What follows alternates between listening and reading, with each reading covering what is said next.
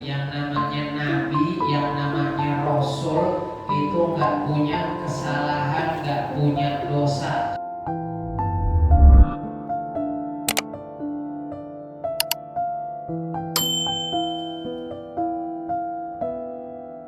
Dari melakukan hal yang dilarang atau hal yang tercela.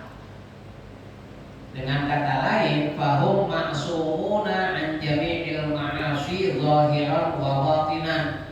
Maka mereka para nabi ini maksum, terpelihara dari apa? An jami'il ma'asi, dari semua perbuatan maksiat.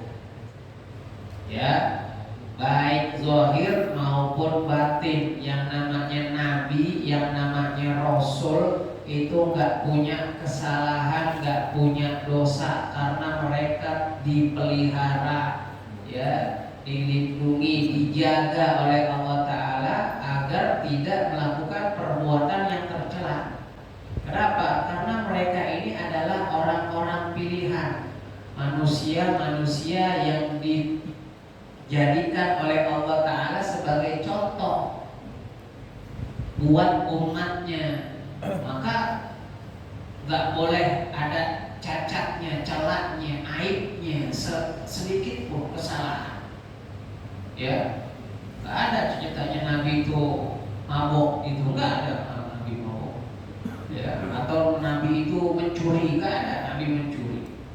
Ya, bahkan kalau ini yang harus diperhatikan.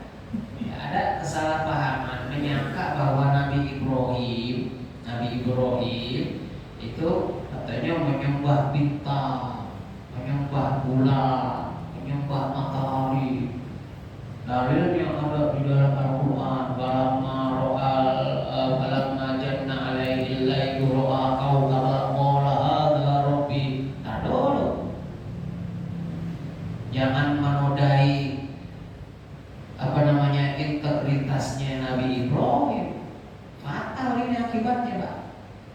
Nabi itu nggak melakukan perbuatan dosa kecil, apalagi biangnya dosa. Ya syirik kan biangnya dosa. Kira-kira nyembah bintang syirik atau bukan? Syirik. Ya, nyembah bintang, bukan cuma bintang lagi, bulan juga, matahari juga. Kan dulu, apa benar tuh Nabi Ibrahim pernah menyembah bintang, menyembah bulan, menyembah matahari? Bukan, enggak. Itu Nabi Ibrahim mau ngajarin kepada umatnya yang menyembah bintang. Karena Nabi Ibrahim pernah berdakwah kepada kaum yang menyembah bintang, menyembah benda-benda langit, bintang, bulan, matahari, planet. Ya, bahkan sampai sekarang masih ada tuh ya, orang-orang yang menyembah bintang, bulan, matahari. Nah, jadi ketika Nabi Ibrahim berada di tengah-tengah mereka, ini Nabi Ibrahim mau ngasih pelajaran, mau ngasih pandangan bahwa apa yang mereka sembah itu bukan Tuhan. Hanya redaksi ayatnya, bafalamma janna alaihi lailu ra'a kawkaban qala hadza rabbi. Ketika malam tiba, Nabi Ibrahim melihat bintang. Kemudian Nabi Ibrahim bilang, oh hadza rabbi, oh ini Tuhan saya. Tapi habis itu apa? Falamma afala qala inni la uhibbul afilin. Yang namanya bintang, ya, adanya kapan? Malam. Kalau pagi siang nggak ada.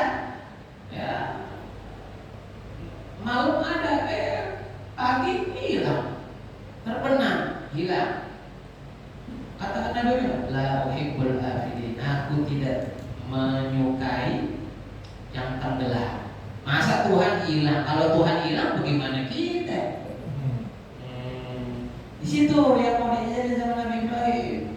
Jadi bukannya Nabi Ibrahim pernah menyembah bulan, pernah menyembah bintang, pernah menyembah, mau ngajarin. Habis itu lihat bulan, oh bulan, apa namanya, ini lebih besar, lebih terang cahayanya. Tapi apa? Dia tenggelam juga. Habis itu lihat matahari, oh terbit matahari, hadza rabbi hadza akbar. Oh ini Tuhan saya nih. gede mau kecil, namanya matahari tetap aja ketika sore habis. Ya, gelap juga. Terus habis itu apa? Inni wajjahtu. Nah, di situ baru Nabi Ibrahim udah masukin tuh. Kalau yang nyembah bintang, ente salah sembah. Bintang itu ada kalanya terbit, ada kalanya terbenam. Yang nyembah bulan, ente salah sembah. Bulan itu ada kalanya terbit, ada kalanya terbenam. Yang nyembah matahari juga, ente salah sembah. Matahari gak selalu ada. Yang namanya Tuhan itu harus selalu ada, gak pernah terbenam. Harus selalu ada, gak pernah hilang. Karena kehidupan terus ada, berjalan. Manusia ini kalau gak ada Tuhan sebentar aja berantakan semuanya. Nah, salah satu nama Allah itu apa? Al-Muhaimin. Ini nama Allah ya, jangan dikait-kait. Iya. Apa Muhaimin itu? Memelihara semuanya kehidupan. Gak ada Allah Ta'ala yang memelihara, berantakan semua. Berantakan ini semua. Maka kalau diasumsikan Tuhan itu kadang ada, kadang hilang, terus bagaimana kehidupan makhluknya bisa berantakan semua. Jadi sekali lagi saya mau tegaskan bahwa Nabi Ibrahim itu gak pernah menyembah bintang, gak pernah menyembah bulan, gak pernah menyembah matahari. Ya, Maha Suci. Ya Allah dari memiliki putusan yang menyekutukannya. Gak mungkin. Jangankan syirik, kalau dosa kecil aja lo enggak, nyolong lo enggak. Saya tanya di sini, ada nggak di sini yang nggak pernah nyolong?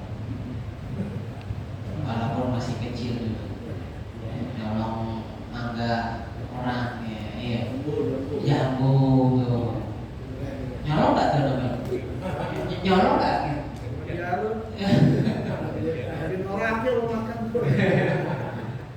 Nyolong nggak namanya itu? Nyolong. Nabi pernah nggak nyolong? Enggak. Semua nabi, bahkan begini. Nah, ini diantara keistimewaan Nabi kita. Ya, semua nabi istimewa. Tapi saya mau mengungkapkan satu keterangan tentang Nabi kita Muhammad SAW, bahwa beliau Nabi kita Muhammad SAW ini terjaga dari perbuatan dosa dan jelek bahkan sejak sebelum diutus jadi Nabi. Masih kecil. Kapan? Buktinya apa ya? Pertama, ya, dua contoh aja. Pertama, ketika Halimah As-Sa'diyah datang mau ngambil Nabi, ini singkatnya kan, awalnya kan Nabi digendong sama ibunya, terus digendong sama Halimah, dikasih susu yang sebelah kanan, Nabi bisa karena pegel Halimahnya gendong sebelah kanan terus pindahin ke sebelah ini. Nabi gak mau Islam. Kenapa gak mau Islam? Ternyata yang sebelah kiri itu punya atau jatah saudara susunya, anaknya Halimah yang namanya Syaimah. Jadi Nabi punya saudara susu namanya Syaimah. Syaimah ini anaknya Halimah yang kalau nyusu di sebelah kiri tuh. Makanya ketika dipindahin sama Halimah Nabi ke sebelah kiri, nggak mau Nabi. Kenapa? Oh, punya orang. Itu yang pertama. Contoh. Yang kedua, ini mau menunjukkan bagaimana Nabi terjaga dari kesalahan, bahkan keteledoran. Ketika Nabi masih menggembala, ini ketika sudah dirawat oleh paman beliau, masih usia belasan, belum mulai dagang ke Syam, belum, masih kan awalnya Nabi gembala dulu tuh, ya, gembalain binatang ternak orang, dapat upah kan gitu. Nah, lagi gembala ini ada teman Nabi sesama gembala juga, ngajakin Nabi, ya ngajakin Nabi, ya kalau cara kita gini, Mat, ntar malam di sono ada dangdutan, misalnya gitu ya, ada pesta, atau yuk, gitu, atau yuk, ini masih pagi atau siang gitu, ntar malam nih acaranya, datang yuk. Nah, ini karena masih polos, pengen tahu juga bagaimana sih pesta. Yuk, ntar ya, samperin gitu, miskol gitu deh. Iya, udah kuat tuh tekad Nabi, keinginan Nabi mau datang ke itu pesta. Sementara yang namanya pesta di zaman jahiliyah itu nggak jauh dari mabok. Homer itu di kalangan masyarakat jahiliyah udah kayak teh, udah kayak kopi kalau cara gitu. Orang habis makan nasi uduk tuh minumnya pakai homer. Ya kalau kita kan kopi gitu. Nah kalau orang jadi homer, nggak pagi nggak siang nggak malam homer. Apalagi pesta, hari-hari aja homer, bagaimana pesta? Dan kalau udah masuk hadir di pesta, nggak mungkin nggak minum homer. Nggak ada minuman lain, nyari es tehnya nggak ada. Iya, gimana itu? Makanya Nabi udah pengen buat tekadnya mau datang gitu. Apa yang terjadi? Menjelang malam tiba-tiba Nabi dibikin tidur sama Allah. Tidur. Bangun, pestanya udah bubar. Kenapa begitu? Allah nggak mau nanti rekod-rekodnya Nabi jadi jelek. Makanya orang-orang Barat mau cari celah aibnya Nabi nggak bakalan ada. Jangan pikir nggak ada orang yang mau ngorek-ngorek keburukan Nabi. Sampai sekarang ada aja orang yang mencoba mengutak-atik kesucian Nabi. Tapi bagaimana ya? Berhasil apa enggak? Ya enggak. Emang udah dijaga. Udah dijaga tuh. Ya. Padahal kalau bicara etika ya, di saat khamar itu menjadi sesuatu yang lumrah di masyarakat, kalau misalnya Nabi datang ke itu pesta, itu nggak ada celah, nggak ada aib. Tapi Allah nggak mau. Allah nggak mau. Makanya Nabi dibikin tidur sama Allah Ta'ala. Dua contoh bagaimana Nabi Muhammad SAW terjaga dari segala dosa. Kenapa? Karena Nabi Muhammad mau dijadikan oleh Allah sebagai orang yang menjadi teladan bagi seluruh manusia sampai kiamat. Nggak boleh ada celahnya, nggak boleh ada aibnya. Yang kalau istilah sekarang apa? Track recordnya mesti bagus. Mau jadi pemimpin dunia akhirat bagaimana? Mau jadi pemimpin dunia aja track recordnya mesti bagus. Ada calon pemimpin mau jadi pemimpin, ada keburukan di belakang, dia apa itu? Oh, dikorek-korek sama orang. Emang begitu. Jangan marah. Lo mau jadi pemimpin, lo mesti siap tuh. Jangan marah, bukan begitu. Nabi begitu. Mau jadi pemimpin makanya dijaga sama Allah Ta'ala. Track record itu bagus, lurus. Kecil aja nggak ada kesalahan Nabi, dikit aja nggak ada kesalahan. Ya. Dan bukan cuma Nabi kita Muhammad SAW, tapi semua Nabi, semua Rasul itu terjaga, ya, terjaga, terpelihara. Nah, ada dua istilah yang hampir sama. tapi penisbatannya berbeda. Ya.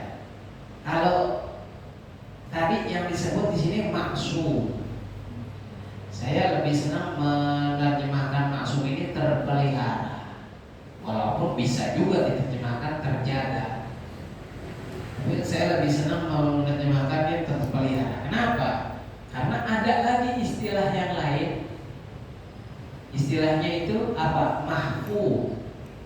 Nah, kalau mahfuz ini lebih enak diterjemahkan terjaga. Ini hampir sama, cuma bedanya orangnya. Kalau maksum itu untuk para nabi, kalau mahfuz ini untuk para wali. Jadi ada orang yang sudah mencapai tingkat ya kewalian, itu mereka mahfuz, terjaga dari perbuatan dosa.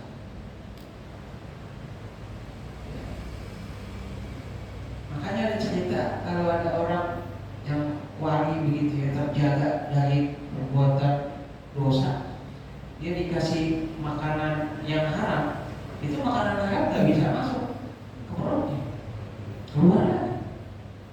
Ada aja caranya bagaimana? Ya. Ada aja caranya. Siapa dulu? Abu Bakar di ini apa namanya makanan. Ya, kita nggak meragukan kewaliannya Sayyidina Abu Bakar. Orang yang di bawah Sayyidina Abu Bakar aja wali, masa Sayyidina Abu Bakar bukan wali? Ya, sahabat itu manusia yang tingkatannya di bawah Nabi.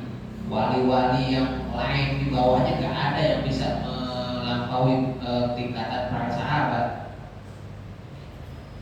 Jadi dikasih makanan, habis itu makan deh, makan, lalu deh, makan, habis makan tiba-tiba dia ada sesuatu yang ganjel di tenggorokannya, karena nggak kuat dia muntahin lagi, keluar.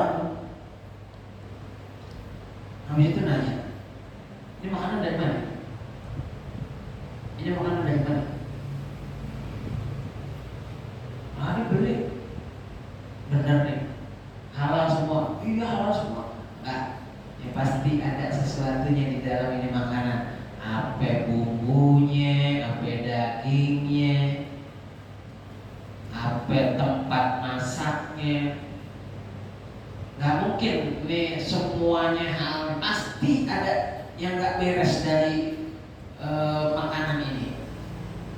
Ini yang ngasih hadiah aku. Iya emang tadi ini salah satu bumbunya, katakanlah kalau sana kita cabenya nih metik di kebun orang, nggak pakai minta, gitu deh kalau sana kita kira-kira. Intinya ada sebagian dari makanan tersebut, bahan makanan tersebut itu yang diperoleh dengan cara yang tidak halal. Aku nih yang ngasih. Kata Abu Bakar, lo bayarin. Kalau enggak lo minta redonya itu orang. Habis itu minta redonya, makan lagi, masuk. Ini yang dikatakan mahfuz, terjaga. Ya, terjaga. Itu ada. Itu Bapak juga begitu, siapin orang makanan, terus makan mulus. Lagi sakit perut itu, jangan sok-sokan jadi maksud. Jadi semua nabi itu maksud, terpelihara dari segala dosa, luarnya, dalamnya. Penyakit hati loh, nabi gak ada. Keburukan di dalam hati, namanya gerendangan, namanya dengki, namanya ujub, namanya sombong. Nabi yang nggak ada nabi yang sombong. Wadalilnya, apa buktinya? Buktinya apa? Bahwa semua umat kita ini diperintahkan untuk mengikuti Nabi, ya kan? in kuntum tuhibbunallaha fattabi'uni, kan gitu. Ikutilah aku. Perintah Allah tuh suruh ngikutin Nabi. Nah, nggak mungkin Allah memerintahkan kita untuk mengikuti Nabi kalau Nabinya ini ada cacatnya, ada aibnya. Ketika Allah memerintahkan kita untuk mengikuti Nabi, maka udah pasti orang yang kita ikuti ini, Nabi ini adalah manusia yang sempurna, dunia akhirat, zahir batin. Gak mungkin kita disuruh ngikutin yang gak benar gitu. Itu yang kedua dari sifat wajib Nabi dan Rasul. Yang ketiga, wal fatonatu, cerdas. Ya, bisa mematahkan argumen orang. Ya, tahu keadaan, bagaimana cara mengatasi persoalan, bagaimana memecahkan masalah, bagaimana menghadapi orang. Makanya gak ada orang yang dihadapi nama Nabi kecuali itu orang tunduk, takut, taat kepada Nabi. Ada orang ngadu debat gitu sama Nabi, gak ada yang menang. Nabi pinter, Nabi semua pinter, gak ada Nabi itu pelangak plomo gitu.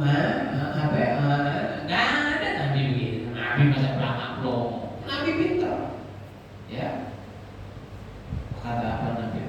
Anak Madinatul ilmi. Aku ini gudangnya apa? Kotanya ilmu. Untuk menunjukkan apa? Bahwa Nabi itu cerdas. Nabi itu cerdas. Ya. Dan semua Nabi, bukan cuma Nabi Muhammad, semua Nabi itu cerdas. Ya. Termasuk misalnya Nabi Ibrahim. Ini Nabi Ibrahim luar biasa. Jadi Nabi Ibrahim ini, beliau udah muak dengan perbuatan kaumnya yang menyembah berhala. Tapi beliau mau meluruskan dengan cara memberikan argumen yang tepat kepada mereka. Sampai satu ketika, dan kita tahu ya, Nabi Ibrahim lagi orang-orang lagi pada keluar semuanya merayakan hari raya pada saat itu di luar kota. Nabi Ibrahim diam-diam masuk ke dalam apa namanya ya, katakanlah kuil yang di dalamnya berisi banyak berhala patung yang disembah sama masyarakatnya. Bawa kampak dihancurin tuh semua patung, disisain ya paling gede galatu, paling gede gak dihancurin, ya ditaruhin, dikalungin kampak yang dipakai buat hancurin patung-patung itu ke lehernya berhala yang paling gede. Pulang selimutan lagi pura-pura hidup. Orang-orang pulang dari apa namanya luar kota bisa perayaan kaget gempar. Oh, kuil kebanggaan mereka yang isinya berbagai macam berhala, ya sekian banyak di berhala, hancur semuanya. Tuhan pada hancur, repot gitu, Tuhan hancur. Ya, tinggal satu. Siapa nih yang apa namanya yang hancurin berhala Tuhan kita nih? Oh, kalau ketemu orang ini kita penggal aja gitu lah kira-kira rencana kita.